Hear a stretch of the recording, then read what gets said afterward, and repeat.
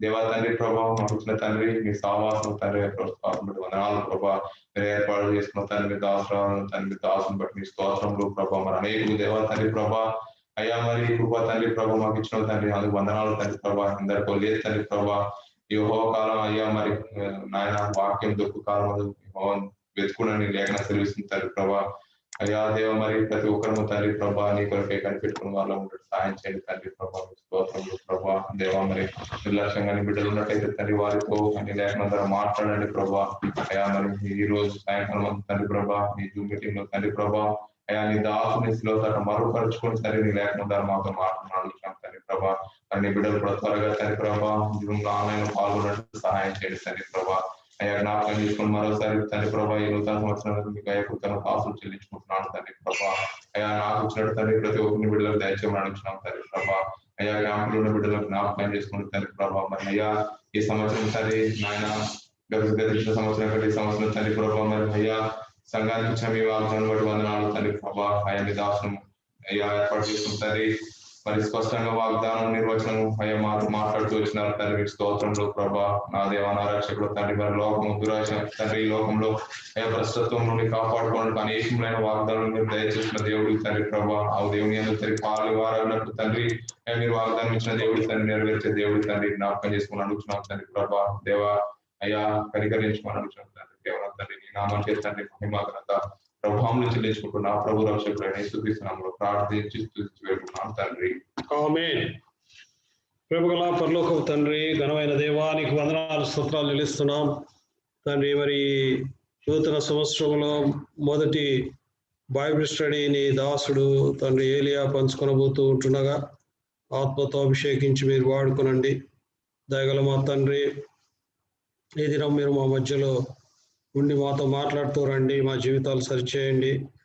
అనేకమైన నూతన తలంపులతో మా హృదయము నింపండి ప్రభా. మేము మా జీవితంలో నీ వాక్యాన్ని అనుసరించి ఆత్మీయంగా ఎదుగుటకు సహాయం చేయండి.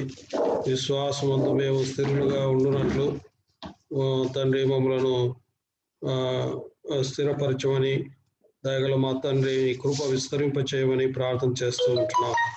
ఎవరైతే నీ చిత్తంలో ఉన్నారో అట్టి వారిని మీరు తీసుకొని రండి, వారితో మాట్లాడుతూ రండి ప్రభా. ఎవరైతే నిర్లక్ష్యంగా ఉన్నారో వారిని దర్శించి నీ వాక్యాన్ని వినుటకై సిద్ధపరిచి తీసుకురమ్మని ప్రార్థిస్తూ ఉంటున్నాం. వచ్చిన వారికై స్తోత్రాలు.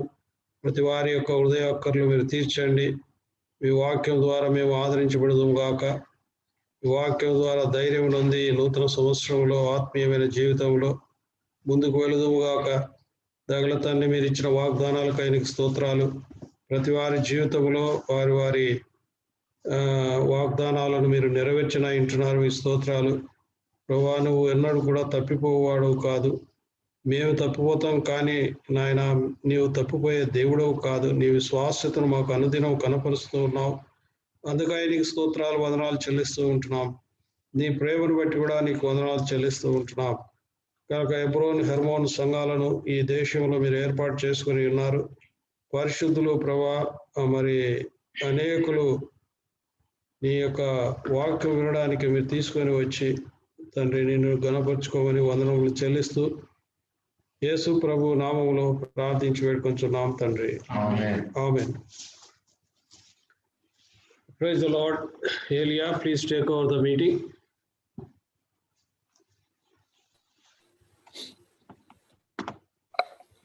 Praise the Lord. ప్రభు నామంలో మీకు అందరికీ శుభములు తెలియజేస్తూ ఉంటున్నాం. అదే సమయంలో నూతన సంవత్సర శుభాకాంక్షలు కూడా తెలియజేస్తూ ఉంటున్నాం. ఈరోజు మనము పరిశుద్ధ గ్రంథమైనటువంటి బైబిల్లో నుంచి ఎఫెసీయులకు రాసిన పత్రిక 4వ అధ్యాయంలోని విషయాలను ధ్యానించనున్నాం. ఎఫెసీయులకు రాసిన పత్రిక 4వ అధ్యాయం. ఈ అధ్యాయంలో కొన్ని విషయాలను ఈరోజు మనము ధ్యానించడానికి దేవుడు సహాయం చేయను గాక. మనము ఈ ధ్యానించబోయే ముందు ఆ మాటలను మనం చదువుదాము. ఎఫెసీయులకు రాసిన పత్రిక 4వ అధ్యాయము మొదటి 6 వచనములు. 4వ అధ్యాయము మొదటి 6 వచనములు. మనం ధ్యానించడానికి ప్రయత్నిస్తాం. చదవరా? మీరు ఇప్పటి వరకే ఈ సంవత్సరాంతంలో మీటింగ్స్ ద్వారా, జనవరి 1 మీటింగ్స్ ద్వారా అనేకమైన విషయాలను మీరు విని ఉంటారు. తద్వారా మనము కొద్ది సమయము కొన్ని విషయాలను మనం ధ్యానించుకొని దానికి ప్రయత్నిస్తాం. కాబట్టి మీరు సమాధానమును బంధము చేత ఆత్మ కలిగించు ఐక్యమును కాపాడుకొనుట యందు శ్రద్ధ కలిగిన వారై ప్రేమతో ఒకరినొకడు సహించుచు మీరు పిలువబడిన పిలుపునకు తగినట్లుగా దీర్ఘశాంతముతో కూడిన సంపూర్ణ వినయముతోనూ సాత్వికముతోనూ నడుచుకునవలెనని ప్రభువును బట్టి ఖైదీనైన నేను మిమ్మును బతిమాలుకొనుచున్నాను. శరీరం ఒక్కటే, ఆత్మయు ఒక్కడే. ఆ ప్రకారమే మీ పిలుపు విషయమై ఒక్కటే నిరీక్షణ యందుండుటకు పిలువబడితిరి. ప్రభువు ఒక్కడే, విశ్వాసం ఒక్కటే, బాప్తిసము ఒకటే. అందరికీ తండ్రి అయిన దేవుడు ఒక్కడే. ఆయన అందరికీ పైగా ఉన్నవాడై అందరిలోనూ వ్యాపించి అందరిలో ఉన్నాడు. దేవుడు ఈ వాక్యాలను మనకు దీవించుగాక. సో ఈ సమయంలో మనము ఎఫెసీయులకు రాసిన పత్రిక 4వ అధ్యాయంలో చదువుతున్నాం కదా. మనము కొద్ది సమయం క్లుప్తంగా ఇంతవరకు ధ్యానించిన విషయాలను మనం చూసినట్లయితే మనకు ఈ యొక్క సందర్భము, కాంటెక్స్ట్ బాగా అర్థమవుతుంది అన్నమాట. చూడండి, మొట్టమొదటిగా ఇక్కడ ఏం చెప్తున్నాడు అపోస్తలుడైన పౌలు? పరిశుద్ధాత్మ దేవుడు అపోస్తలుడైన పౌలు ద్వారా రాసించిన మాటలలో మనం ఇక్కడ ఏమని చూస్తున్నాం? కాబట్టి ఇది ప్రాముఖ్యమైన మాట. అంటే అపోస్తలుడైన పౌలు ఒక చెప్పిన దానిని ఒక ముగింపు, ఒక కన్క్లూజన్ లాగా చెప్తున్నాడు అనమాట, కన్క్లూడ్ చేస్తున్నాడు.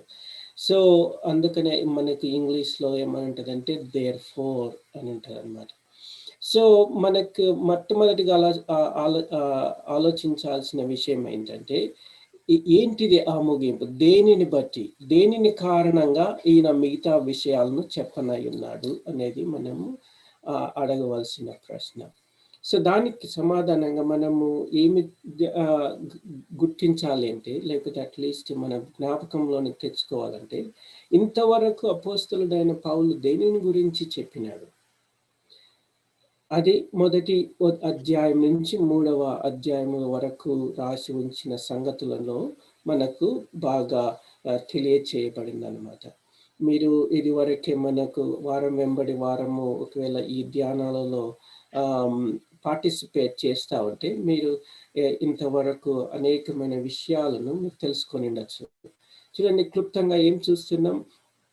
దేవుడు, తండ్రి అయిన దేవుడు, కుమారుడైన దేవుడు, పరిశుద్ధాత్మ దేవుడు, వీరు ముగ్గురు భూమికి పునాదులు వేయబడక మునిపే ఒక మంచి తలంపును, ఉద్దేశాన్ని, ప్రణాళికలను వారు కలిగి ఉన్నారన్నమాట. ఆ ప్రణాళికలు ప్రాముఖ్యమైన విషయం ఏంటంటే, ఆ దేవుడు తన కుమారునికి స్వాస్థ్యముగా ఒక పరిశుద్ధ జనాంగమును ఆయన వారికి ఒక స్వాస్థ్యముగా ఇవ్వదలిచినాడు. దాని కొరకై వారిని తన కుమారుని యొక్క స్వారూప్యంలోనికి తీసుకురావడానికి, లేకపోతే తన కుమారులుగా ఉండటానికి కొరకై ఆయన వారిని ఏర్పరచుకున్నాడు. కానీ ఆ ఏర్పరచుకున్న వారి కొరకై ఆయన వారి నిమిత్తమై తన కుమారుడైన దేవుడు ముందుగా వచ్చి ఆయన వారి కొరకై మరణించి, వారి కొరకై ఆయన సిలువలో చేసిన కార్యము ద్వారా, చెల్లించిన క్రయము ద్వారా, లేకపోతే రిడెంప్షన్ అంటే మనలను తిరిగి సమకూర్చడం కొరకై ఆయన చేసిన కార్యము ద్వారా తండ్రికి అనేకులను పిల్లలుగా చేయడానికి కొరకై ఆయన ఆ కార్యము జరిగించినట్లుగా చూస్తాం. ఇవన్నీ దేవుడు ఎందుకు చేసినాడంటే తన ప్రేమను బట్టి, తన కృపను ద్వారా ఆయన ఈ కార్యములను జరిగించినాడు. అంతేకాకుండా ఈ స్వాస్థ్యానికి ఏది గ్యారంటీ అంటే పరిశుద్ధాత్మ దేవుడే గ్యారంటీగా ఉండి ఆయన ఈ యొక్క పరిశుద్ధుల యొక్క సమాజమును సమూహమును ఒక నూతనమైన శరీరముగా, లేకపోతే నూతనమైన పురుషునిగా, లేకపోతే ఒక బాడీగా ఆయన సిద్ధపరుస్తూ రావడం మనం గమనించినాం. అంతేకాకుండా దాని కొరకై తండ్రి అయిన దేవుడు తన యొక్క గొప్ప ప్రభావంతో కూడినటువంటి మహిమకరమైనటువంటి శక్తి ద్వారా ఆ కార్యములను జరిగిస్తూ వచ్చినాడు అన్నమాట.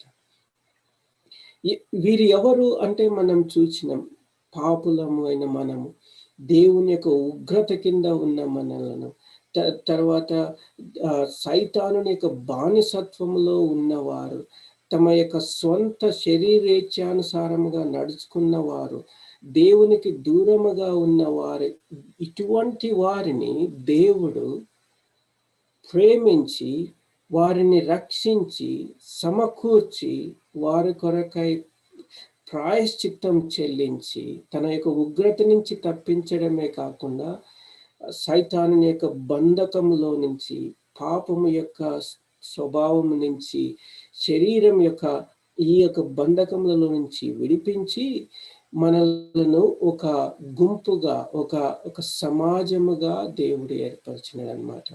ఈ సమాజంలో అన్యులైతేనేమే కాకుండా యూదులలో నుంచి ఉన్న వారిని కూడా తీసుకొని వచ్చి ఒక శరీరముగా దేవుడు చేసినాడు.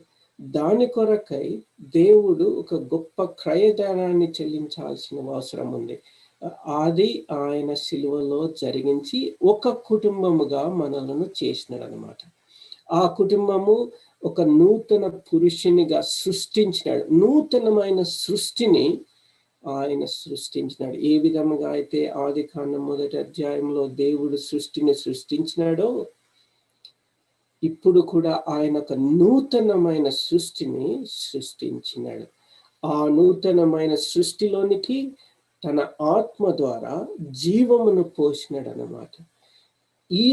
ఎవరు ఈ నూతన సృష్టి, ఎవరు ఈ నూతనమైన పురుషుడు, ఎవరు ఈ నూతనమైనటువంటి ఈ శరీరము, ఈ బాడీ అంటే మనం ఏం చూసినామంటే అది సంఘము. అంత మాత్రమే కాకుండా ఆ సంఘములో దేవుడు సంపూర్ణంగా నివసించడానికి ఇష్టపడినాడు అన్నమాట. ఆ సంఘము దేవుని యొక్క సంపూర్ణత అయి ఉంది. అంతేకాకుండా దేవుని యొక్క మహిమను ఆ సంఘములో ఉంచినారన్నమాట. అందులోనికి నిన్ను నన్ను దేవుడు భాగస్వాములుగా చేసినాడు. గమనించినారు కదా, ఇంత గొప్ప కార్యము చేసిన దేవుడు అంతేకాకుండా ఈ సంఘము ద్వారా ఏమని చెప్పినాడంటే, ఈ సర్వ సృష్టికి ఒక నిరీక్షణ అనేది ఉండాలి, లేకపోతే ఏదైనా ఉంది అంటే అది ఓన్లీ ఈ సంఘము ద్వారా మాత్రమే జరుగుతుంది. అంటే సృష్టి అంతటికి ఒక నిరీక్షణ అనేది సంఘము ద్వారా మాత్రమే ఉంది. ఈ సంఘము గనుక ఫెయిల్ అయితే సృష్టికి వేరే మార్గము లేదు, వేరే నిరీక్షణ లేదు. అంతటి గొప్ప స్థానాన్ని, అంతటి గొప్ప స్థితిని దేవుడు ఈ సంఘానికి దయచేసిన వాడుగా ఉన్నాడు. మనలను అంతటి క్రూషియల్ పొజిషన్లో, ప్లేస్లో దేవుడు ఉంచినాడు అన్నమాట. అంతేకాకుండా ఇంతటి గొప్ప దేవుని యొక్క ఉద్దేశాన్ని, మర్మాలను దేవుడే తన పరిశుద్ధాత్మ ద్వారా మనకు ప్రాఫిట్స్ ద్వారా, తర్వాత అపోస్తలుల ద్వారా మనకు దయచేసినాడు, తెలియచేసినాడు. అందులో ఒకరు ఎవరంటే పౌలు ద్వారా దేవుడు ఇంతటి గొప్ప మర్మాలను మనకు దయచేసినాడు.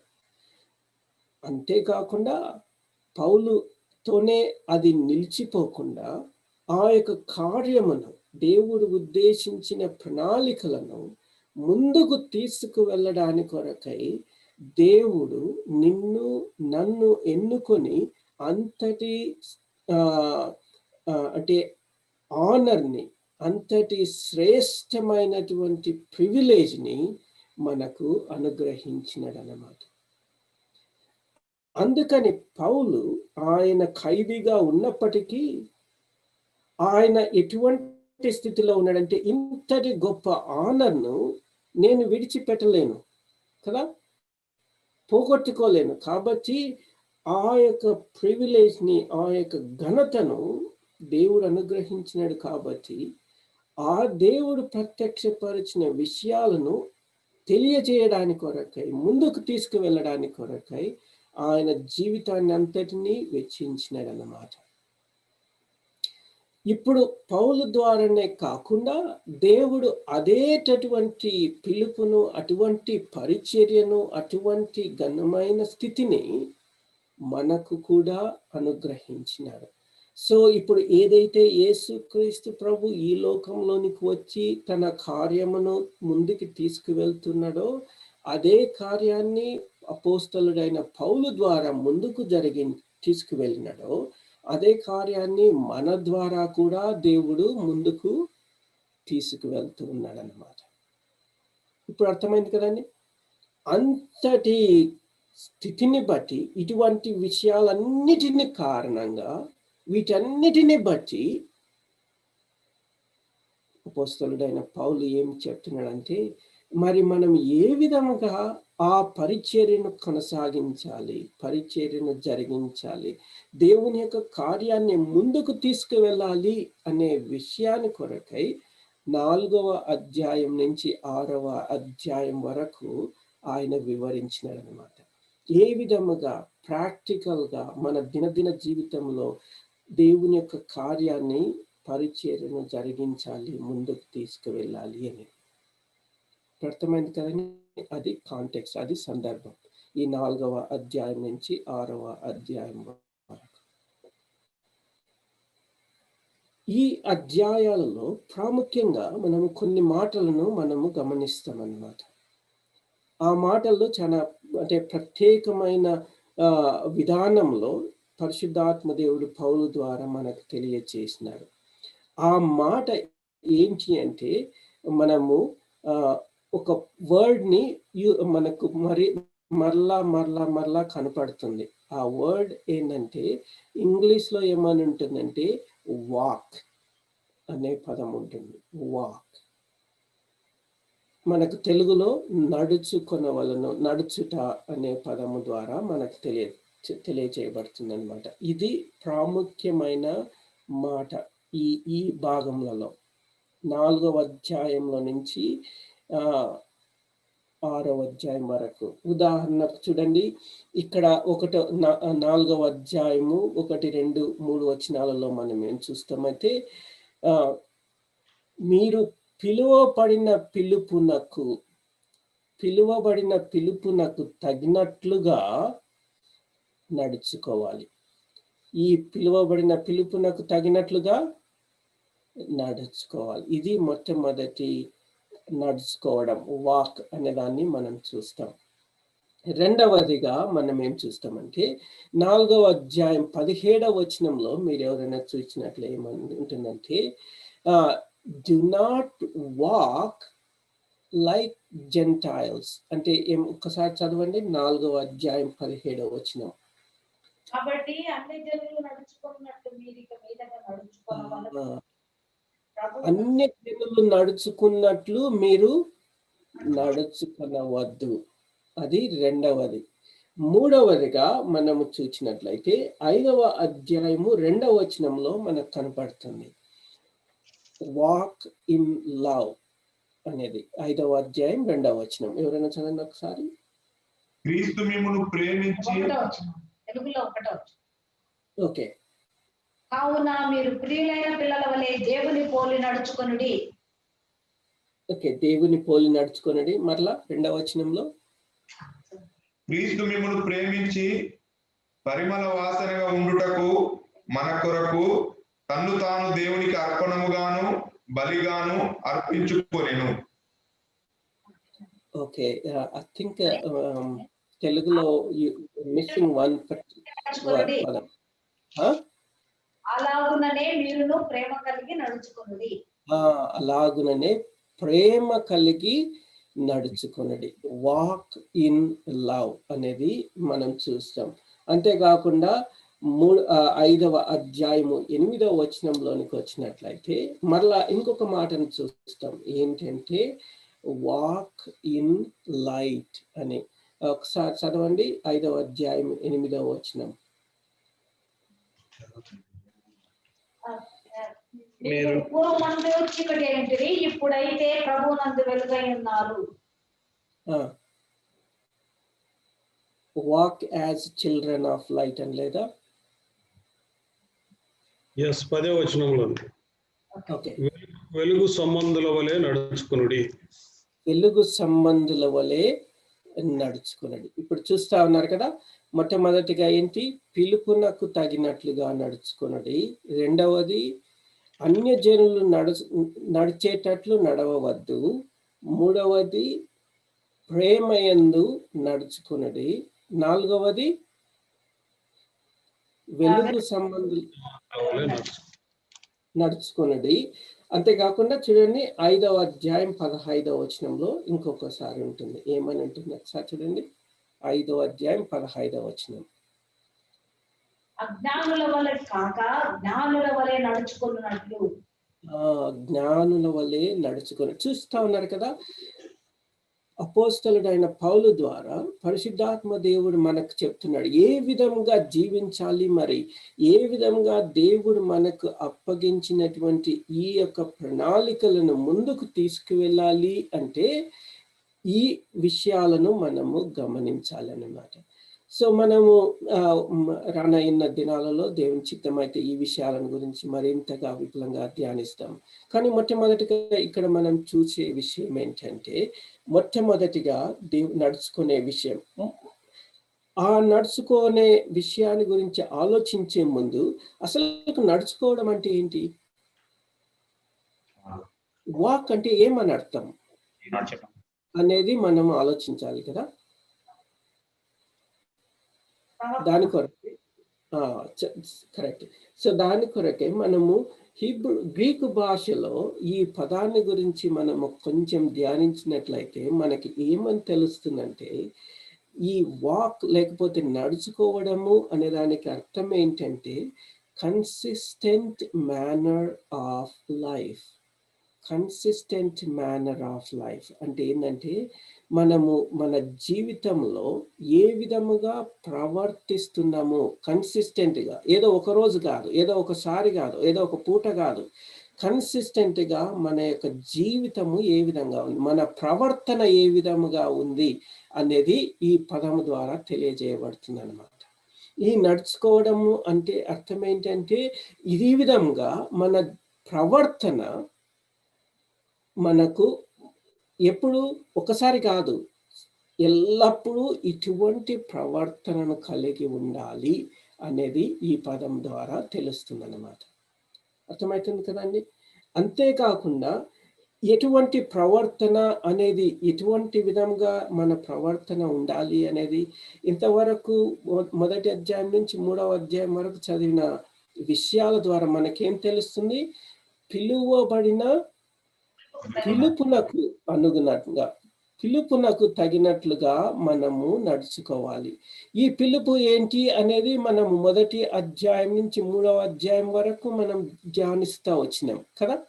అందుకనే 4వ అధ్యాయానికి రాకముందు మొదటి 3 అధ్యాయాలు ఎందుకు అర్థం చేసుకోవాలి అని నేను ఇంతకు ముందు ఎన్నోసార్లు చెప్పినానంటే, ఈ పిలుపు ఏంటి, ఏ విధంగా దేనికి అనుగుణంగా మనం నడుచుకోవాలి అనేది అర్థం చేసుకోవాలంటే ఆ 3 అధ్యాయాలు బాగా అర్థమైండాలి.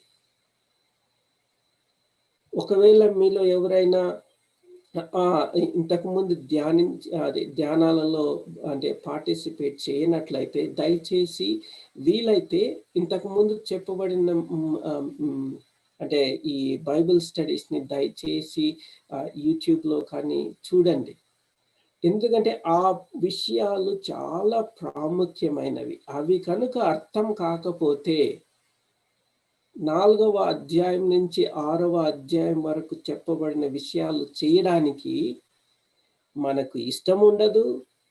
ఒకవేళ చేసినా అవి సరిగ్గా చేయము, లేకపోతే ఏయో చేసి చివరికి దేవుడు చెప్పినట్లుగా మనం జీవించాలి.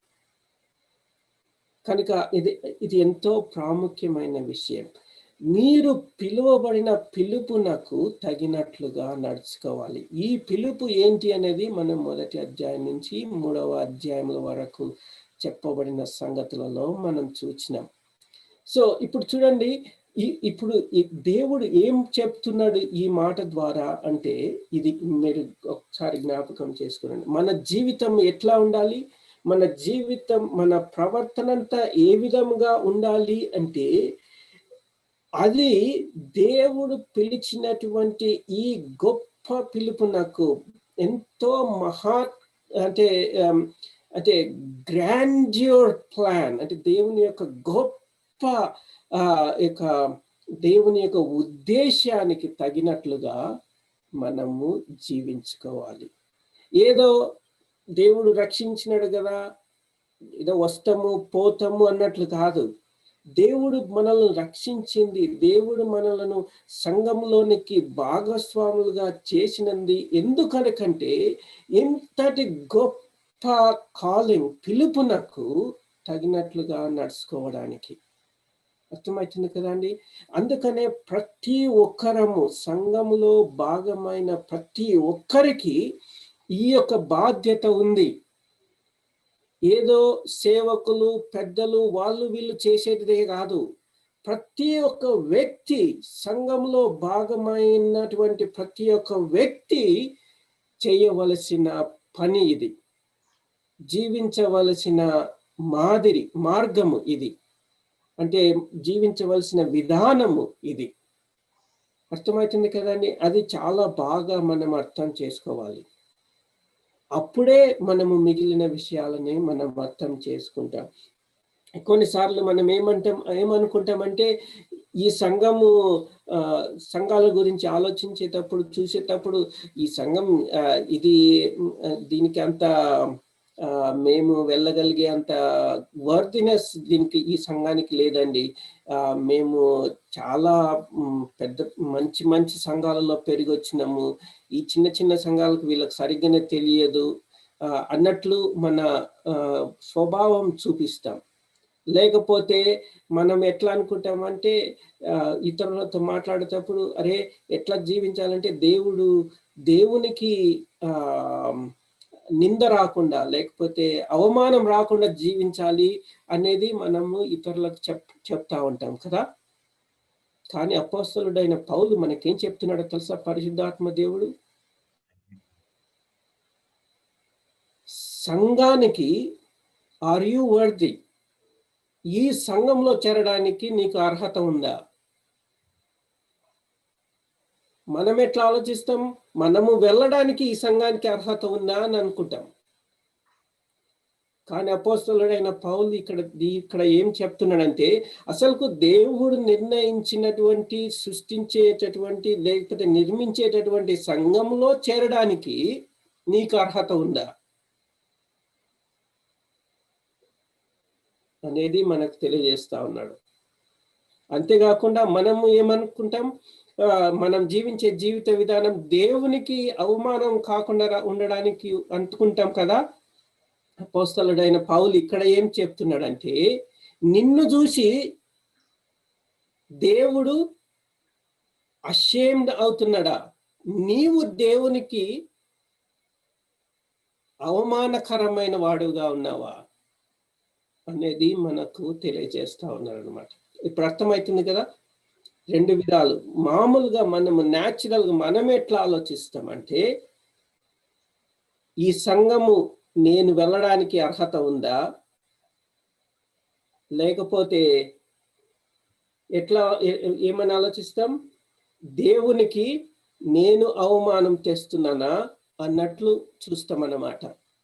అంటే మనలను గొప్ప వాళ్ళని చేసుకుంటాం ఇటువంటి వాటిల్లో జాయిన్ అవ్వడానికి కానీ, భాగస్వాములు కావడానికి కానీ. కానీ అపోస్తలుడైన పౌలు మనకి ఏం చెప్తున్నాడంటే ఆ ప్రశ్నలను రివర్స్ చేస్తున్నాడు అన్నమాట. ఏమని? Are you worthy of the church? ఈ సంఘములో భాగం కావడానికి అసలు నీకు అర్హత ఉందా? రెండవది ఏంటంటే, is God ashamed of you? దేవుడు నిన్ను చూసి అంటే నీవు దేవుని దృష్టికి ఒక అవమానకరంగా ఉన్నావా అనేది చెప్తున్నాడు అన్నమాట. ఎందుకని ఆ ప్రశ్నలు ప్రాముఖ్యమైనవంటే, ఈ సంఘం యొక్క దేవుని యొక్క విలువను మనము అనేకమైన సార్లు గ్రహించినటువంటి వారంగా ఉంటాం. అందుకనే మనకి ఇష్టం వచ్చినట్లు ప్రవర్తిస్తూ ఉంటాం సంఘాలలో, సంఘము పట్ల, దేవుని పట్ల. ఏదో నేను చేయకపోతే దేవునికి ఏదో బాగల అంటే తగ్గిపోతుంది అన్నట్టుగా మనం ప్రవర్తిస్తుంటాం.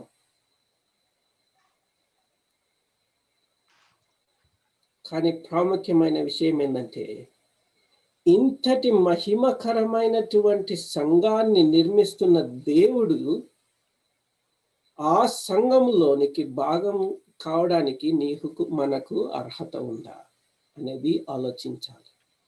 అది మనం సరి అయిన దృక్పథంతో ఆలోచించినట్లయితే ఈ యొక్క సంఘాన్ని బట్టి, ఈ సంఘములో జరిగించే విషయాలను బట్టి, దేవుని యొక్క ప్రణాళికలను బట్టి మనము సరి అయిన దృక్పథాన్ని, అవగాహనను కలిగి ఉంటాం.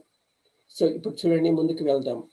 మీరు పిలువబడిన పిలుపునకు తగినట్లుగా నడుచుకోవడం అంటే, అంతేకాకుండా ఏ విధంగా చూడండి, ఏ క్రమాన్ని అనుసరించి నడుచుకోవాలి అంటే పిలిచిన పిలుపునకు కదా తగినట్లుగా. ఇప్పుడు మనం ఏమని చూస్తామంటే, ఏ విధంగా మనం నడుచుకోవడమో చూస్తాం. మీరు ఎందుకొరకై నడుచుకోవాలి అనేది చూద్దాం, తర్వాత ఏ విధంగా నడుచుకోవాలి అనేది చూద్దాం. ఎందుకొరకై ఈ విధంగా నడుచుకోవాలి అంటే మొదటి వచనంలో మనం చూస్తాం, మీరు సమాధానము అను బంధము చేత ఆత్మ కలిగించు ఐక్యమును, ఇది ప్రాముఖ్యమైన విషయం, ఆత్మ కలిగించే ఐక్యమును కాపాడుకొనుటకు శ్రద్ధ గలవారై ప్రేమతో ఒకని ఒకడు సహించుచు మనము నడుచుకోవాల్సిన విషయం ఉంది.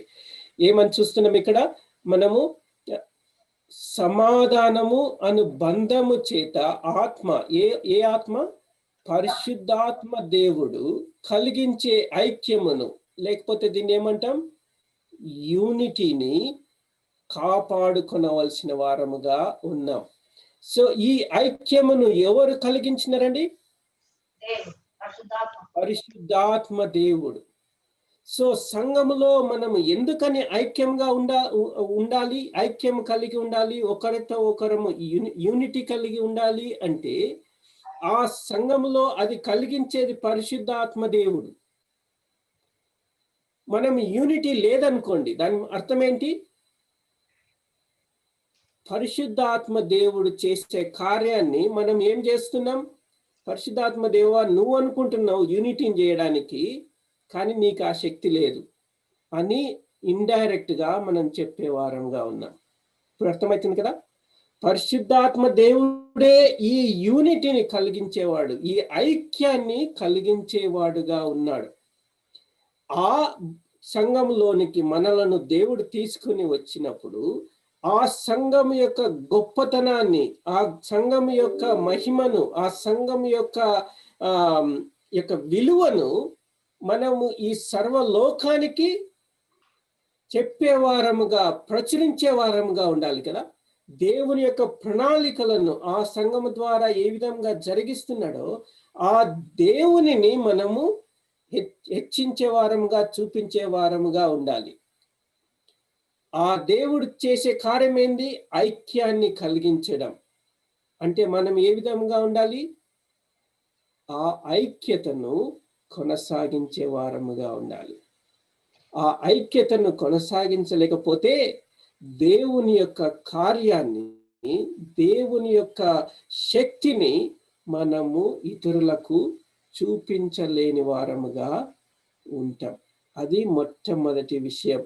ఆ ఐక్యాన్ని కాపాడుకున్నారు. ఆ ఐక్యాన్ని మరి ఏ విధముగా ఆ ఐక్యాన్ని, యూనిటీని మనం కలిగించాలి అంటే చూడండి, మొట్టమొదటిగా కాపాడుకొనుటకు శ్రద్ధ కలిగిన వారముగా ఉండాలి. అంతేకాకుండా ఈ ఐక్యాన్ని కాపాడుకోవడం ఎట్లా?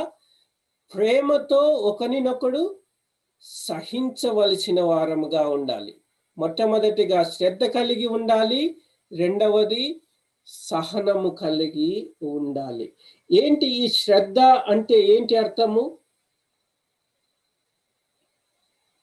అనేది కనుక మనం ఆలోచించినట్లయితే మనం ఏం చూస్తామంటే, దాని కొరకై మనము ఎంత ఆతృత కలిగి ఉన్నాము,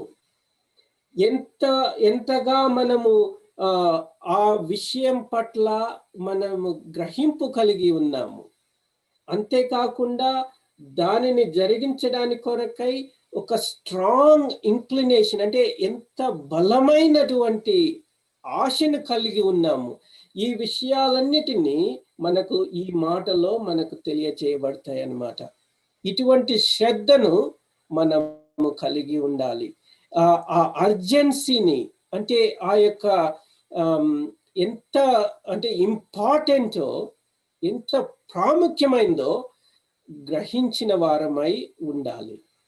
అంతేకాకుండా రెండవదిగా ప్రేమతో ఒకరినొకడు సహించవలసిన అవసరం ఉంది.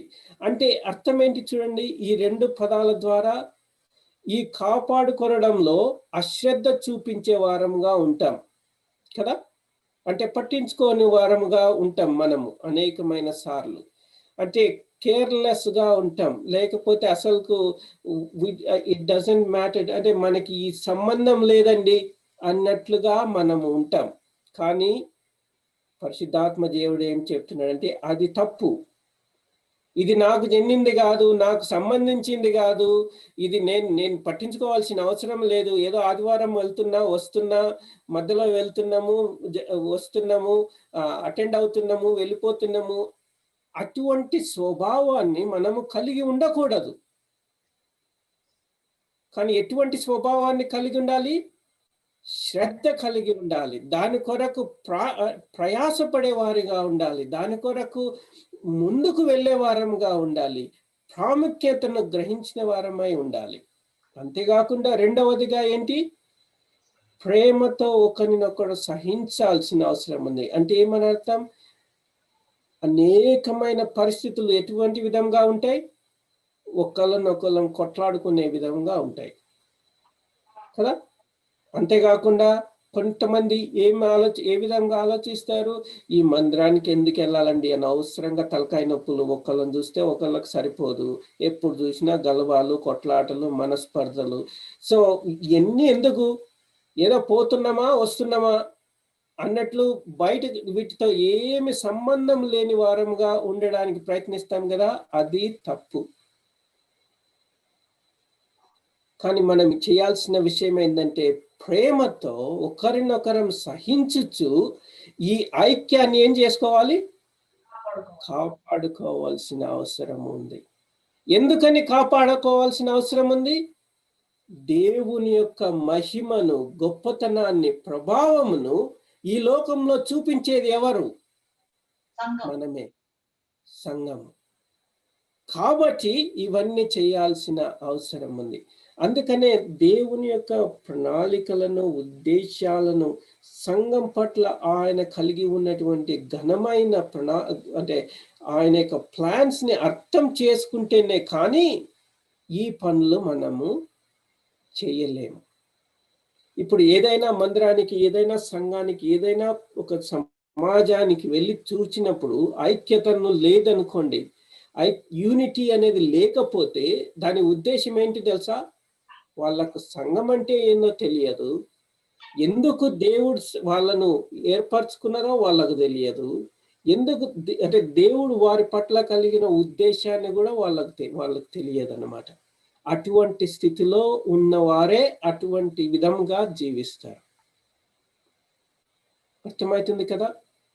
ఏదో మేము చాలా పెద్ద సంఘం అండి, చాలా మంది ఉన్నారు, చాలా సంవత్సరాల నుంచి ఉన్నాయి, చాలా పెద్ద పెద్ద వాళ్ళు. వ్యర్థము ఈ యొక్క ఐక్యాన్ని కాపాడుకొనకపోతే. అర్థమవుతుంది కదా? దేవుని యొక్క ఉద్దేశాన్ని, దేవుని యొక్క మహిమను, దేవుని యొక్క ప్రభావంని, దేవుని యొక్క జ్ఞానాన్ని ఈ లోకంలో చూపించేది ఎవరు? తెలియజేసేది ఎవరు? సంఘం. అది చేయకపోతే ఏమని అర్థము? ఆ సంఘం అంటే ఏందో మనకు తెలియదు, అర్థమే తెలియదు. అర్థమవుతుంది కదండి? సో ఈ విధంగా మనము ఏం చేయమన్నాడు? ఐక్యమును కాపాడుకొనవలసిన వారముగా ఉన్నాం. అంతేకాకుండా ఏ విధంగా ఐక్యాన్ని కాపాడుకోవాలంటే ఇంకా ఆయన చెప్తాడు చూడండి, దీర్ఘశాంతముతో కూడిన సంపూర్ణ వినయముతోను సాత్వికముతోను ఆయన ఏం చేయమంటున్నాడు? నడుచుకున్న వాళ్ళను అని చెప్తున్నాడు అన్నమాట. ఇప్పుడు మనం ఏం చూసినాం? దేనికి అనుగుణంగా నడుచుకోవాలి?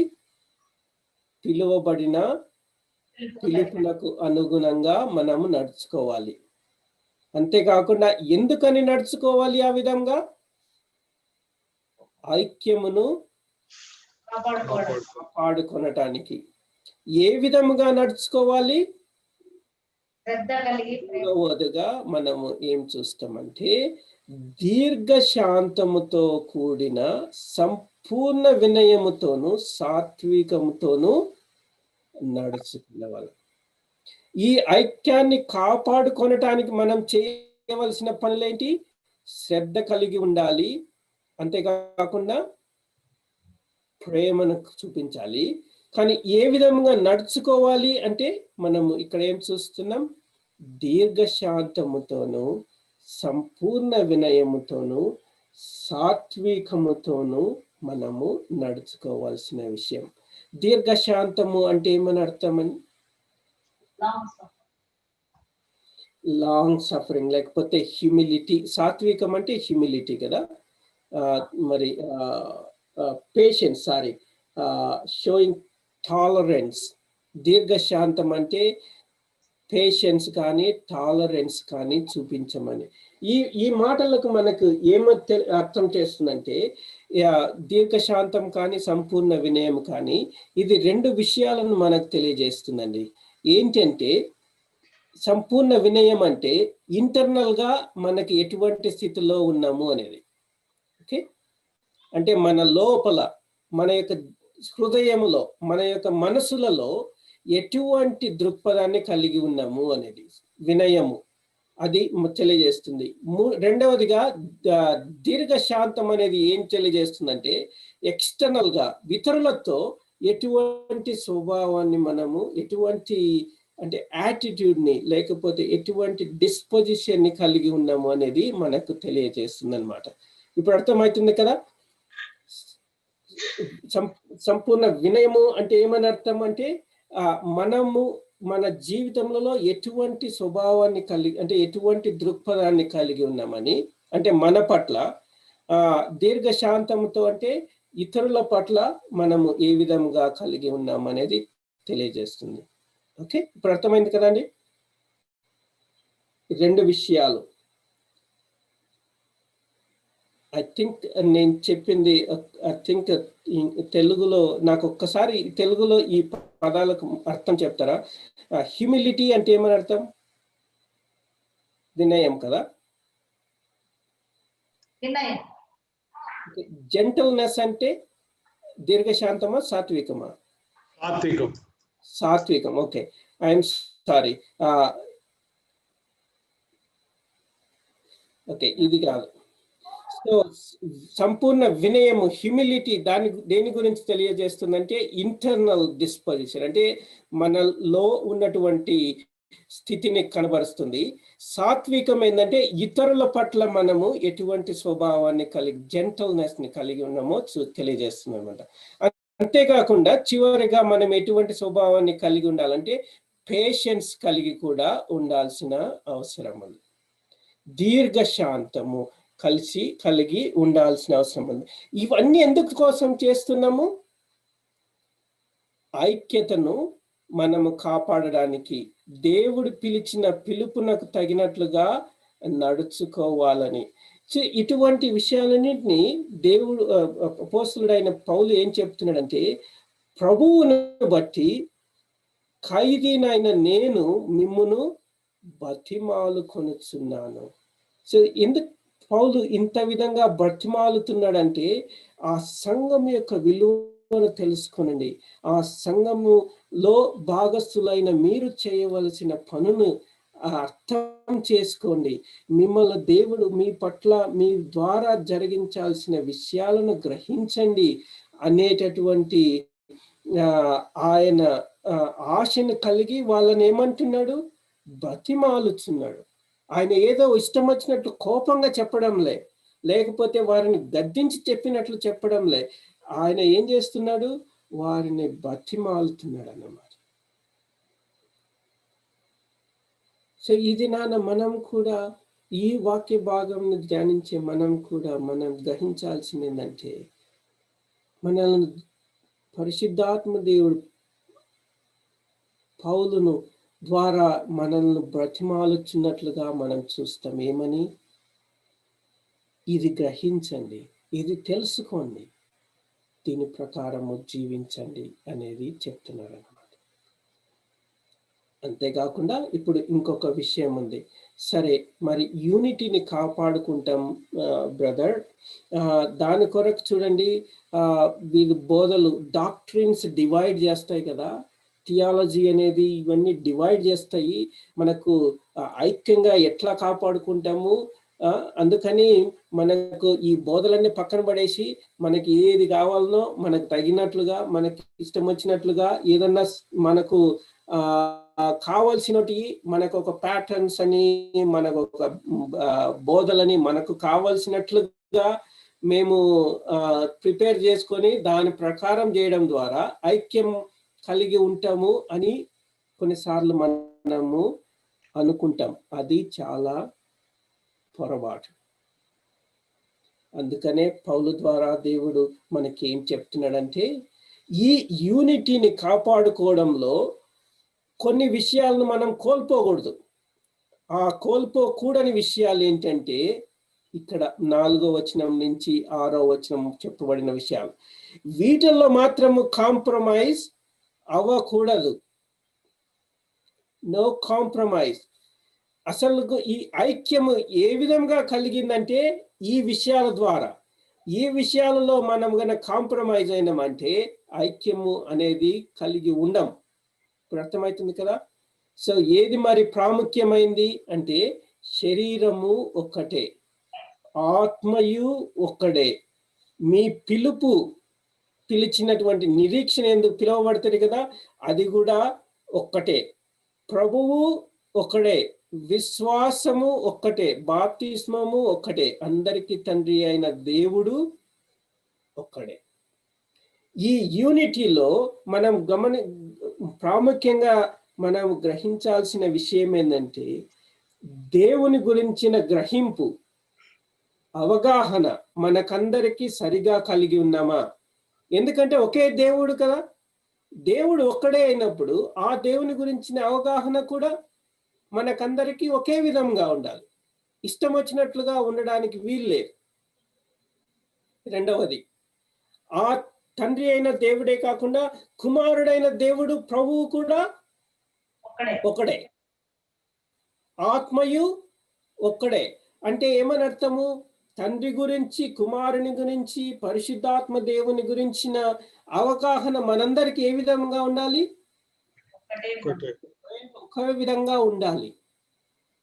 ఇష్టం వచ్చినట్లు నేను తండ్రిని ఇట్లా చూస్తా, కుమారుని అట్లా చూస్తా, పరిశుద్ధాత్మను చూస్తానని ఒకరు చెప్పి, ఇంకొక విధంగా చూస్తానని ఇంకొకరు చెప్పి అట్లా చేయడానికి వీలు లేదు.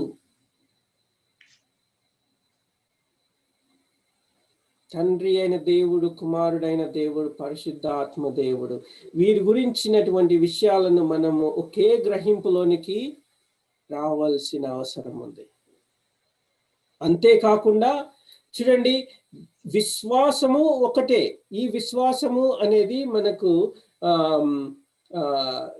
ఇంగ్లీష్లో కానీ లేకపోతే గ్రీక్ భాషలో మనం చూసినట్లయితే ఆర్టికల్ చూస్తాం అన్నమాట. ద ఫెయిత్ అని అంటే ఏమని అర్థము? ఆ ద ఫెయిత్ అనేది అంటే ఈ రెండు పదాలను ఒక్కసారి గుర్తుంచుకోండి. కొన్నిసార్లు ఆర్టికల్ లేకుండా ఓకే మనం ఆ పదాన్ని చూస్తాము. ఈ విధంగా ఆర్టికల్ ఉండదు. కొన్నిసార్లు ఆ ఆర్టికల్ తోటి డెఫినెట్ ఆర్టికల్ తోటి చూస్తాము. దీని మీనింగ్ ఏంటంటే దేవుడు బయలుపరిచినటువంటి ప్రత్యక్షత. ఓకే, ద ఫెయిత్ అంటే దేవుడు బయలుపరిచినటువంటి ప్రత్యక్షత. దీనినే మనము యూదా రాసిన పత్రిక మొదటి ఫ్యూ వర్సెస్ లో మనం వచనాలలో చూస్తాం. Once and for all delivered. ఈ యొక్క విశ్వాసాన్ని గురించి అంటే ప్రత్యక్షపరచబడినటువంటి ఆ విషయము అది ఏమంటున్నాడు అపోస్తలుడైన పౌలు? ఒక్కటే. అంటే మనకు కలిగినటువంటి ప్రత్యక్షత అంతా ఒక్కటే. అంతేగాని ఒకరు వచ్చి నాకు ఇది ప్రత్యక్షత వచ్చిందండి, ఇంకొకరు వచ్చి మాకు ఇంకొక ప్రత్యక్షత ఉంది, ఇంకొకరు వచ్చి మాకు ఇంకొక ప్రత్యక్షత ఉంది అని చెప్పడానికి లేదు. ఎందుకంటే దేవుడు బయలుపరిచినటువంటి ఈ ప్రత్యక్షత ఒకటే. అది ఎందులో ఉంది? మనకు దేవుని యొక్క వాక్యము బైబిల్ గ్రంథమందు మనకు రాసి ఉంచబడింది. అది ఇక్కడ మాట్లాడే విషయం. అర్థమవుతుంది కదా? అంతేకాకుండా మనం ఏం చూస్తున్నాము? శరీరము ఒకటే. అంటే మనమందరము ఒకే శరీరంలో ఉన్నాము. దేవుడు సృష్టించే లేకపోతే నిర్మించేటటువంటి శరీరము ఒకటే. మనము సంఘములు ఇక్కడ అక్కడ అనేక ప్రదేశాల్లో ఉన్నప్పటికీ మనమందరము ఒక శరీరంలో భాగమై ఉన్నాం అనేది మనము అర్థం చేసుకోవాలి.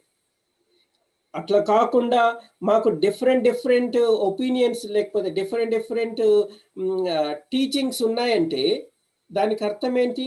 మనమందరము ఒకే శరీరంలో భాగములుగా లేము అని అర్థం.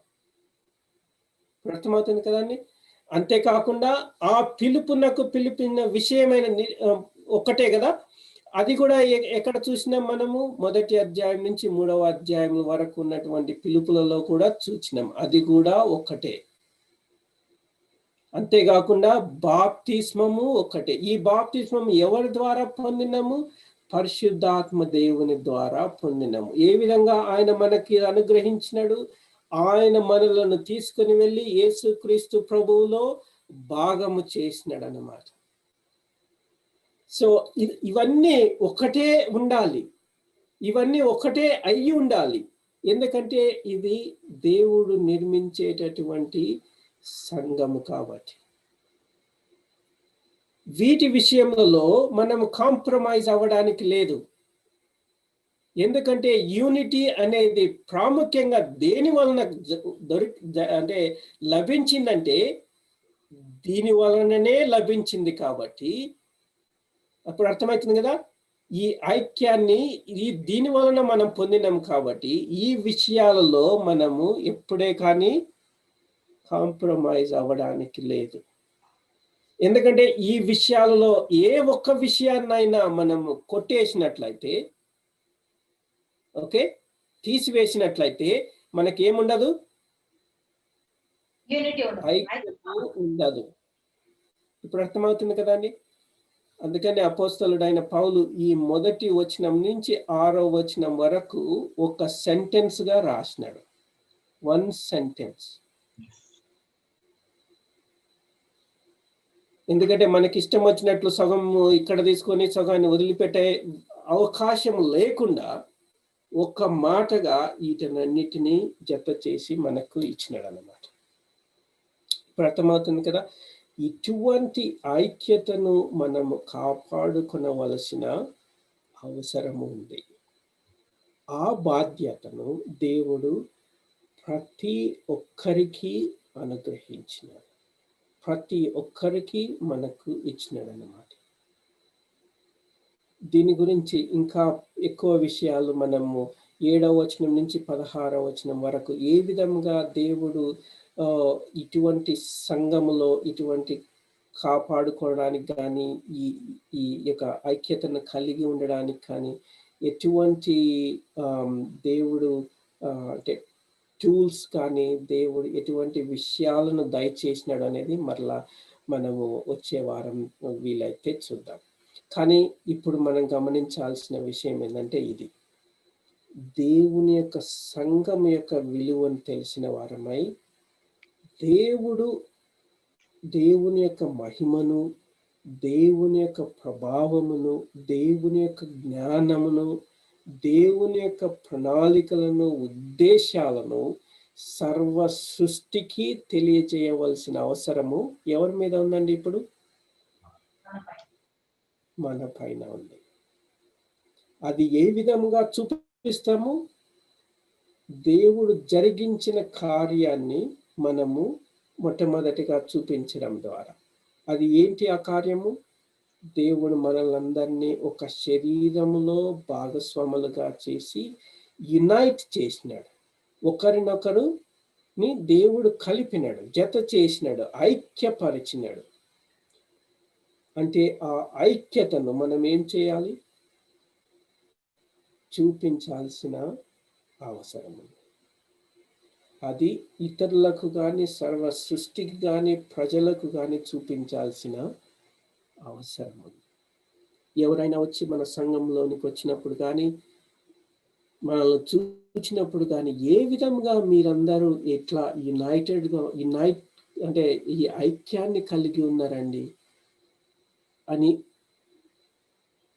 అంటే ఆలోచించే విధంగా మన ఐక్యత ఉండాలి. ఏ విధంగా కలిగి ఉన్నారు వీరు? ప్రపంచమంతా చూస్తే ఎక్కడ చూసినా కొట్లాటలే, ఇబ్బందులే, ఒకరికొకరు డిఫరెన్సెస్, ఎంతో భయంకరమైనటువంటి స్థితిలో ఉన్నారు కదా. కానీ సంఘానికి వచ్చినప్పుడు ప్రజలు చూడాల్సిన విషయం ఏంటి? ఎంతగా వీరు కలిసి ఉన్నారు, ఐక్యంగా ఉన్నారు. ఏంటిది? ఎందుకని? ఏ విధంగా కలిగి ఉండగలుగుతున్నారు వీరు అంటే అప్పుడు మనము వారిని ఎవరి వైపుకి తిప్పేవారంగా ఉన్నాం?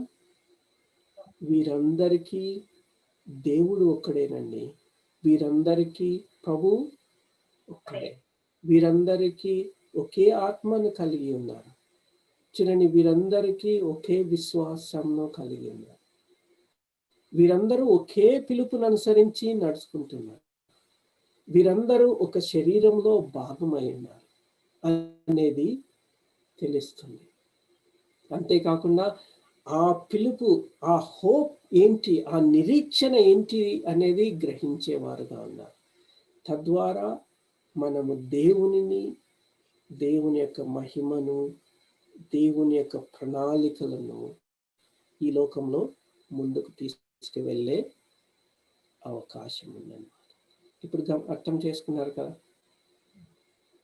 ప్రభువే మనల్ని ఈ విధముగా ఐక్యముగా ఉంచి తన యొక్క మహిమను సర్వ సృష్టికి చూపించేటట్లుగా సహాయం చేయండి. బ్రదర్స్ అండ్ సిస్టర్స్, ఈరోజు మనం చాలా ప్రాముఖ్యమైనటువంటి తలంపు మనం నేర్చుకుని ఉన్నాం దేవుని దాసుని ద్వారా. కాబట్టి మన చర్చ్లో కానీ ఇంకా ఎక్కడైనా గ్యాలరీస్ పెట్టాం, ఎక్కడైనా సరే ఒకవేళ ఐక్యత మనకు కనపడకపోతే మనందరి బాధ్యత ఏంటి అంటే ఐక్యత తీసుకురావడానికి ప్రయత్నం చేయాలి. అఫ్కోర్స్ పరిశుద్ధాత్మ దేవుడు ఐక్యతను కాపాడుకుంటూ శ్రద్ధ కలిగిన వారు ఉండాలని హెచ్చరిక చేసినట్టుగా చూశాం. కాబట్టి మనము అందరం కూడా ప్రార్థించుకోవాలి బాగా, what ever the problems it may be, కానీ ఐక్యతను మాత్రము మనము చూపించాలి. ఆ విధంగా చూపించినప్పుడు దేవునికి మహిమ వస్తుంది. అది మంచి తలంపు. సో ఆ విధంగా మనం అందరం కూడా ప్రయత్నం చేద్దాము ప్రార్థనాపూర్వకంగా. దాని కొరకు మనం ఏం చేయాలన్న విషయాన్ని కూడా నేర్చుకున్నాం. ప్రేమతో సహించాలి, వినయం కలిగి ఉండాలి, సాత్వికము, ఈ రీతిగా దీర్ఘశాంతము చేయటానికి ప్రభు మనందరికి శక్తి అనుగ్రహించును గాక. ప్రభు అయిన యేసుక్రీస్తు నామములో నూతన సంవత్సర శుభాకాంక్షలు అందరికీ. కాబట్టి మొదటి బైబిల్ స్టడీ మనం పూర్తి చేసుకున్నాం. ఇప్పుడు బ్రదర్స్ అండ్ సిస్టర్స్, ఏమైనా ఇప్పుడు ధ్యానించిన దాంట్లో తలంపు, మీకు డౌట్స్ ఏమన్నా ఉంటే లేదా మీ తలంపు ఏమన్నా ఉంటే మీరు పంచుకోవడానికి మోస్ట్ వెల్కమ్. ఏమైనా డౌట్స్ ఉంటే దయచేసి అడగండి. పాస్టర్ వందనాలండి. ఏలియా మీది మ్యూట్ తీసేయండి. చెప్పండి సిస్టర్. పాస్టర్ వందనాలండి. వందనాలు సిస్టర్. అంటే మనం పరిశుద్ధాత్మ పొంది మన బాప్టిజం తీసుకున్న తర్వాత మన పరిశుద్ధం అయిపోతామండి. అంటే మనం బాప్టిజం తీసుకున్న తర్వాత మేము పరిశుద్ధుడివి. మన చర్చిలో ఒకరు వాదిస్తున్నారు, నేను బాప్టిజం తీసుకున్నా నీకు పరిశుద్ధుని, నాలుగు ప్రతి పాపం కడిగిస్తారు, ఇంక దేవుడు నేను పాపిని కాదు అని అంటున్నారు. దావీదు మహారాజే హృదయానుసారుడు, నీతిని అనుసరించి నడుచుకున్న దావీదు మహారాజే పాపిని ఒప్పుకున్నారు. ఏంటి వీళ్ళు ఎందుకంటే ఒప్పుకుంటా లేదు. ఎప్పుడైతే నువ్వు పాపిని ఒప్పుకొని నీ ఎడల దేవుడు అబద్ధికులుగా చేస్తున్న బైబిలే రాస్తుంది. ఆ బైబిల్ పూర్తి చదువుతారో లేదో తెలియదు. ముందు ఆదికాండం చదివేస్తారు, నిర్గమకాండం చదివేస్తారు, మళ్ళీ సంఖ్యాకాండం, ఈ 3 చదివేసి కొత్త నిబంధనకి వెళ్ళిపోతారు, మధ్యలో పేజీల్లో వదిలేస్తారు. ఆ పూర్తిగా బైబిల్ చదివి ప్రశ్నలు మన స్వభావం మనం ఏంటో మనం మార్చుకోవాలి, అంతే కదండి. అలా కాకుండా ఇష్టానుసారంగా చర్చ్ కోసం, బైబిల్ కోసం నేను పాపిని కాదు, నేను పరిశుద్ధుడిని, నాకు చర్చికి వెళ్ళకపోయినా పర్వాలేదు, ఆ చర్చ్ విలువ అనేది ప్రతి ఒక్కరికి తెలియదు. ఆ పరిశుద్ధాత్మ పొందిన వారికి మాత్రమే తెలుస్తుంది ఆ చర్చి విలువ. ఆ చర్చిలో ఫస్ట్ చర్చికి రండి, చర్చికి వచ్చి మోకరించండి, ప్రార్థన చేయండి. తర్వాత మీరు ప్రార్థనలోను ప్రేరేపణ కలుగుతుంది. ప్రేరేపణ అయిపోయిన తర్వాత వాక్యం మీద ఉండాలనిపిస్తుంది. వాక్యం మీద ఉంటే తర్వాత లోకంలో ఎలా నడుచుకోవాలో బైబిల్ పూర్తిగా నేర్పిస్తుంది. ఆ ఏం అనుసరించరు, ఆ ఇష్టానుసారంగా నడిచేసుకొని మేము పరిశుద్ధులు అనేసుకుంటారు చాలా మంది. ఎందుకు అలాగ అనుకుంటారండి? 2 విషయాలు సిస్టర్ మనకి ఇప్పుడు గ్రహించాల్సింది ఏంటంటే, మీరు చెప్పిన చాలా విషయాలు అవి చాలా మంచి విషయాలు. 2 విషయాలను మనం అర్థం చేసుకోవాలి. ఒకటి ఏంటంటే, ఒక వ్యక్తి రక్షింపబడిన తర్వాత ఆ వ్యక్తిని దేవుడు పరిశుద్ధపరిచినాడు. దాన్ని ఏమంటారంటే మనం ఇంగ్లీష్లో జస్టిఫై చేసినారు అంటారు. అంటే నీతిమంతునిగా తీర్చినాడు అన్నమాట. అంటే యేసు క్రీస్తు ప్రభువారు తన నీతిని వారికి అన్వయించినారు. కాబట్టి ఆ వ్యక్తి దేవుని దృష్టిలో నీతిమంతుడిగా, ఒక పరిశుద్ధినిగా దేవుడు ఎంచుతున్నాడు అన్నమాట. అది ఒక విషయం. రెండవ విషయం ఏంటంటే, మీరు చెప్పేది ఏంటంటే శాంక్టిఫికేషన్. ఏ విధంగా మనము దేవుని యొక్క సంపూర్ణ స్వభావములోనికి దినదినము మార్పు చెందుతూ రావాలి.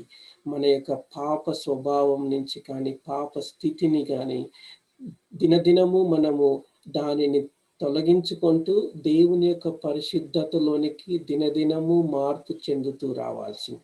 సో మీరు చెప్పింది అది రెండవ విషయం. ఈ రెండవ విషయంలో మనము ఈ లోకంలో ఉన్నంత కాలము, బ్రతికినంత కాలము మన పాపముల నిమిత్తమై మనము అంటే వాటి నిమిత్తమై మనము పశ్చాత్తాపపడుతూ ఆ పరిశుద్ధతను దినదినము పరిశుద్ధతలో ఎదుగుతూ రావాల్సిన అవసరం ఉంది. సో ఆ విధానంలో చూసినట్లయితే మనము పరిశుద్ధులముగా తీర్చబడినామా అంటే, ఎటువంటి పరిశుద్ధతనైతే దేవుడు కోరుతున్నాడో ఆ పరిశుద్ధతలోనికి ఇంకా రాలే. దినదినము మార్పు చెందుతూ ఆ స్థితిలోనికి రావడానికి ముందుకు వెళ్తున్నాం అన్నమాట. అది మనము ఏమంటారంటే ఇంగ్లీష్లో శాంక్టిఫికేషన్ అంటారు, ప్రోగ్రెసివ్ శాంక్టిఫికేషన్. అంటే దినదినము పరిశుద్ధులముగా మార్చబడడం. అది మీరు చెప్పిన విషయాలన్నీ అది ఈ లోకంలో ఏ విధంగా మనము పాప స్వభావంలో నుంచి వదిలిపెట్టి పరిశుద్ధతలోనికి రావాల్సిన అవసరం ఉంది. కానీ ఇంకొక విషయం ఏంటంటే, నేను చెప్పిన కదా మొట్టమొదటిగా దేవుని దృష్టిలో ఒక రక్షింపబడిన వ్యక్తి దేవుడు చూచినప్పుడు ఆ వ్యక్తిని దేవుడు నీతిమంతునిగా తీర్చినాడు. కాబట్టి దేవుడు ఆ వ్యక్తిని ఏ విధంగా చూస్తున్నాడంటే ఒక నీతిమంతునిగా చూస్తున్నాడు అన్నమాట. ఈ రెండింటిని మనం విడదీయడానికి లేదు.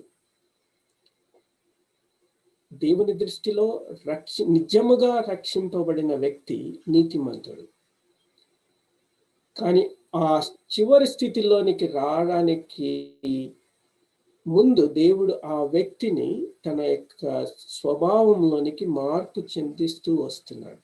అందుకనే ఈ లోకంలో ఉన్నంత కాలము మనము మీరు చెప్పినట్లుగా పాపం లేదు అని చెప్పడానికి లేదు. అట్లా చెప్పినట్లయితే దేవుణ్ణి అబద్ధికునిగా చేసిన వారమవుతాం. కానీ దేవుడు మనలను ఈ పాపపు స్వభావంలో నుంచి పరిశుద్ధులముగా అవడానికి కొరకై దినదినము మార్పు చెందిస్తూ వస్తున్నాడు అన్నమాట. అందుకనే మన యొక్క దృక్పథము ఎప్పుడే కానీ నేను ఇంకా అయిపోయినానండి, నేను హోలీ, నేను పరిశుద్ధుని, ఇంకా నాకంటే మించినోడు లేరు అనే అటువంటి స్వభావము ఎంతో అది మంచిది కాదు. అది అది ఎంతో అంటే ఈవెన్ ఆ స్వభావం కూడా పాప స్వభావం బట్టే ప్రజలు అట్లా చెప్తారనమాట. కానీ మనము దినదినము దేవుని యొక్క కృపను బట్టి ఆయన స్వారూప్యంలోనికి మార్పు చెందుతూ మన యొక్క పరిశుద్ధతలో దినదినము ముందుకు కొనసాగాల్సిన అవసరం ఉంది. సో ఈ రెండు విషయాలను మనం చూచినట్లయితే మనము అది సరిగ్గా అర్థం చేసుకోవడానికి వీలవుతుంది అన్నమాట. లేకపోతే ఇంకొక విధంగా ఎట్లా చూడొచ్చు అంటే పొజిషనల్గా we are sanctified, we are saints in the sight of God, but practicalగా we are still being transformed into that. అంటే sanctified అంటే sanctification జరుగుతూ ఉంది కాబట్టి అటువంటి స్థితిలోనికి వస్తాం అన్నమాట. కానీ దేవుడు ఉద్దేశించిన ఉద్దేశాన్ని ప్రకారం, అందుకనే కదా పౌలు కానీ అపోస్తలుడైన పేతురు కానీ యోహాను కానీ వారు సంఘంలోని వ్యక్తులను సంబోధించేటప్పుడు ఏమని పిలిచినారు? ఆ సంఘంలో ఉన్నటువంటి పరిశుద్ధులు, సెయింట్స్ ఆఫ్ సటన్ చర్చ్, అంటే ఎఫెసులో ఉన్న పరిశుద్ధులు, రోమాలో ఉన్న పరిశుద్ధులు, ఫిలిప్పీలో ఉన్నటువంటి పరిశుద్ధులు. ఎందుకంటే వారు దేవుని దృష్టిలో వారు పరిశుద్ధులు, కానీ ఆ పరిశుద్ధతను సంపూర్ణంగా ఇంకా పొందలే. అది దేవుడు ఈ లోకంలో జరిగిస్తూ వస్తున్నాడు అన్నమాట. అందుకనే కదా మనం ఇంతకుముందు చూసినట్లు ఆ స్వభావం అనేది ప్రాముఖ్యం. సాత్వికము, వినయము, ఆ స్వభావం ఎంతో ప్రాముఖ్యమైనది. ఆ స్వభావాల ద్వారా మనము ఎవరమో నిజంగా తెలుసుకుంటాం. ఎంత భయంకరమైన పాపులమో బాగా అర్థం చేసుకోగలం. అది అటువంటి స్వభావం లేకపోతే మనము ఇష్టం వచ్చినట్లు మనల గురించి మనం ఆలోచించుకుంటుంటాం అన్నమాట. అంటే పాపిలమని ప్రార్థన చేయకూడదని అంటున్నారండి. మన పాపిలమని ప్రార్థన చేయకూడదు, మన పరిశుద్ధాత్మ దేవుడు మనల్ని రక్తంతో కడిగేసి బాప్టిజం పొందితే మా పాపలుగా పరిశుద్ధులు అయిపోయి అంటున్నారు. అది తప్పు కదా సిస్టర్, మీరు చెప్పినట్లు. మనము వాక్యమే చెప్తుంది కదా మనం పాపులమని. సో మేము పాపిని కాదు అని చెప్పడానికి లేదు.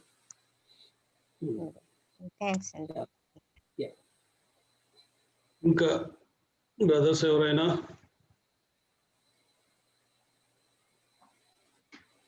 లేదంటే ఇంకా ప్రార్థన చేసుకుందాం.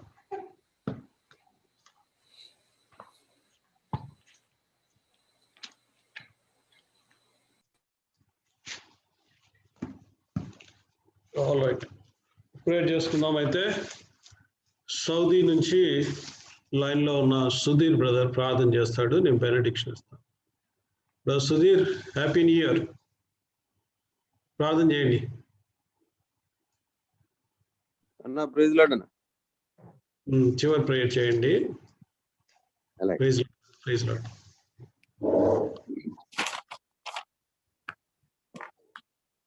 ప్రార్థన చేసుకున్నాం. సర్వోన్నతుడా, సర్వశక్తిమంతుడా, గనుడైన దేవా, గొప్ప దేవా, స్తుతులు స్తోత్రాలు తండ్రి.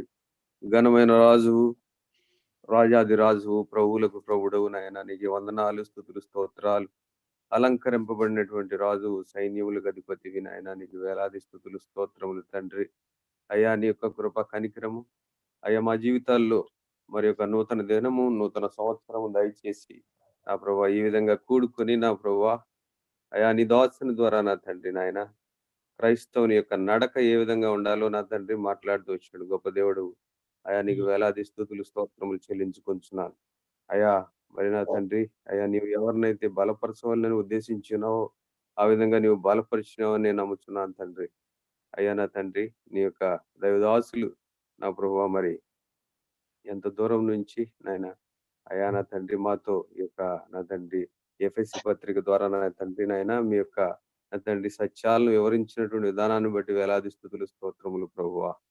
అయ్యా ఈ యొక్క నడక ఏ విధంగా ఉండాలి, మరి సంఘంలో ఐక్యత ఏ విధంగా కలిగి ఉండాలి అని మమ్మల్ని హెచ్చరించినటువంటి దేవుడు నా ప్రభువా.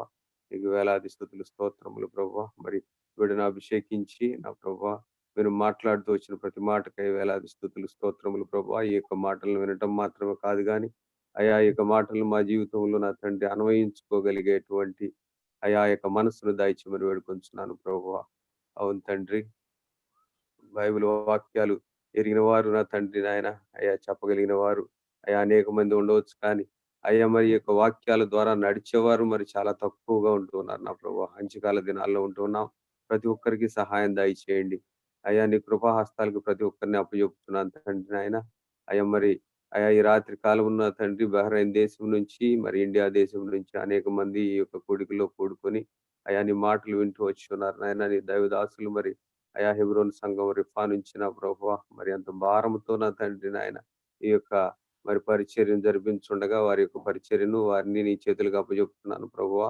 అలాగే నా తండ్రి మరి యుఎస్ నుంచి జాయిన్ అయినటువంటి సహోదరులు ఏలియాని బట్టి కూడా నీకు వేలాది స్తుతులు స్తోత్రములు ప్రభువా. బిడ్డను అభిషేకించినందుకు వందనాలు. ఆయన కూడా బలపరిచి ఆశీర్వదించండి ప్రభువా. అయ్యా మమ్మల్ని ప్రతి వారము ఈ విధంగా బలపరుచున్న విధానానికి వేలాది స్తుతులు స్తోత్రాలు చెల్లించుకొంచు. సకల మహిమా ఘనతలు నీకే చెల్లించుకొంచు. నజరేయుడు అతి పరిశుద్ధుడైన యేసు నామమున మా ఈ ప్రార్థన అడిగి వేడుకొని పొందుకున్నాం తండ్రి. ఆమేన్. తండ్రి అయిన దేవుని యొక్క ప్రేమ, యేసు ప్రభు యొక్క కృప, పరిశుద్ధాత్మని యొక్క అన్యోన్య సహవాసం సదాకాలం మనకు దేవుని ప్రజలందరికీ కూడా తోడుగా ఉండును గాక. ఆమేన్. ఆమేన్. Praise Lord. అందరికీ ప్రైజ్ లార్డ్. నూతన సంవత్సర శుభాకాంక్షలు. Praise the Lord.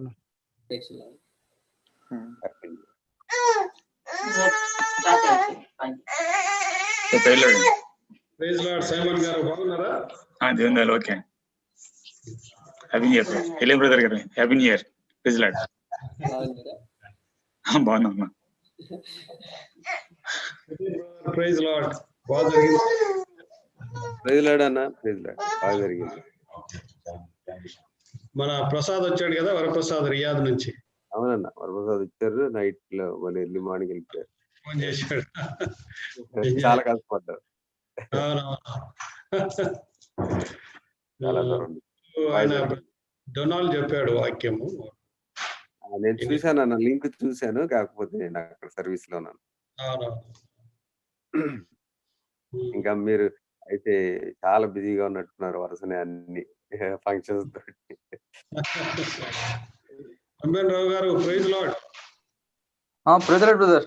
Praise Lord brother. Thank you. Praise Lord brother. Thank you అండి. Happy new year. To new ఇయర్ టు ఆల్. Thank you brother. Okay, very good. Praise Lord brother. Praise Lord. Rao గారు, ఉదయ. Praise Lord pastor గారు. Praise Lord. Praise Lord. Pastor గారు, sorry మీ call miss అయ్యాను. నేను చేస్తానండి. No problem. మణికంఠ బ్రదర్. ఎమ్మన్ గారు, ప్రైజ్ లార్డ్ అండి. Yeah praise lord. ఓకే, మరి అందరికీ కూడా good night. We are going to end the session. Okay.